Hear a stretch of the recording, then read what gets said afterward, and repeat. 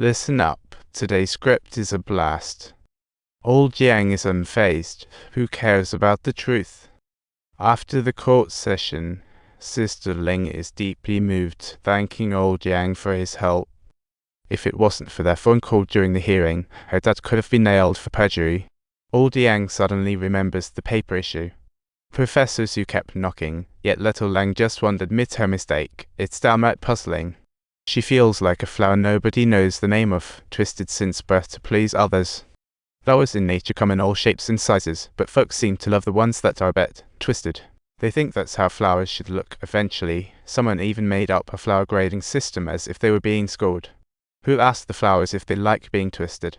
Every time they get twisted, the flower doctor says, "Yeah, I'll be fine when you become a potted plant." What's the point? Potted plants have it rough too.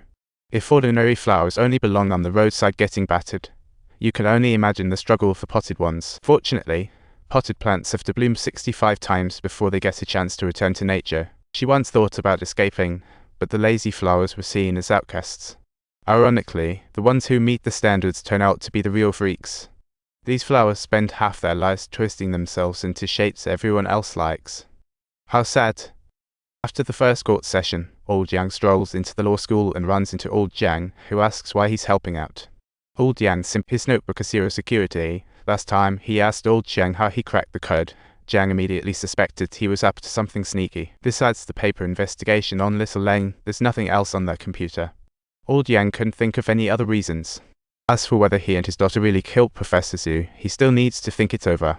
Meanwhile, back in the study group, Old Jiang concernedly asks him, "What did Lai Manhao just say?" Paula's face dropped instantly. Last time, Lai Manhao knocked on the door looking for his long lock. He also mentioned that his sister Jiang Dan could help, but she's been missing for 4 whole years. What's the connection here? While flipping through an old book left by his sister, he stumbled upon a letter addressed to Professor Yang. Paula instantly rushed over to Professor Yang's office with the letter, only to see Old Yang chatting with some unknown number. "Where's Jiang Dan's phone?" Paula grabs the phone and demands to know where her sister is. But the call gets dropped, and when Old Yang tries to dial again, it shows it's off. Paula is at her wit's end. She asks Professor Yang how he knows her sister, and Old Yang says he received a report about her back when he was a prosecutor. Liu Yuyuan was allegedly using political cash for shenanigans, but the probe didn't finish before Jiang Dan mysteriously vanished. He searched long, but found nothing. Early this year, at Harvard's criminal seminar, he saw Jiang Dan by chance.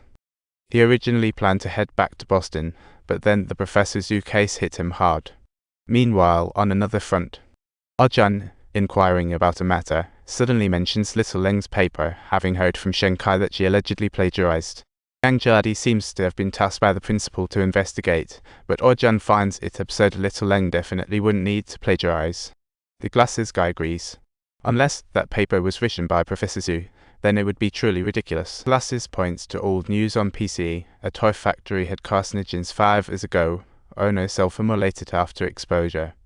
Professor Zhu was the prosecutor in charge of this case. And the owner's son is none other than Arjun himself. Little Ling's plagiarized paper discussed suspect privacy protection. Ironically, Prof. Zhu leaked unverified info to reporters. In other words, Professor Zhu is the real culprit. Arjun is getting more and more upset thinking about it. After his shower, he requests the case file from Glasses, who, while copying to USB, says Prof. Zhu died on his dad's death anniversary. Meanwhile, Yaz asks Paula if they can sleep together because he just watched a horror movie and is scared half to death. Paula doesn't mind. After all, nobody's giving him likes anyway.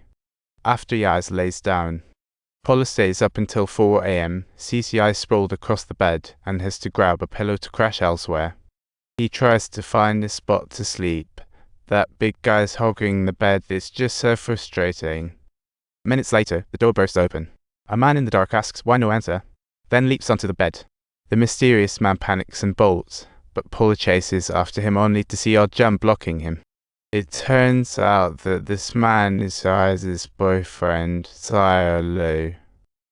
Arjun intends to call the police on his phone, but Paula holds him back.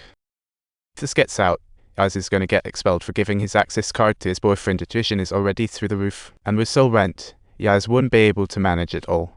Arjun hesitates, but eventually backs down. Paula turns back to remind Yaz not to do this again.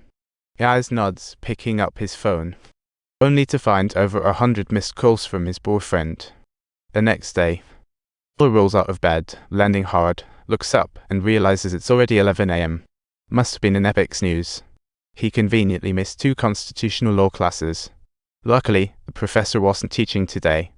Principal finds Vice Dean Jiang, trying to persuade him not to resign, but old Jiang is already set on his Senator Liu is about to come for a lecture, and old Jiang has to sort it out.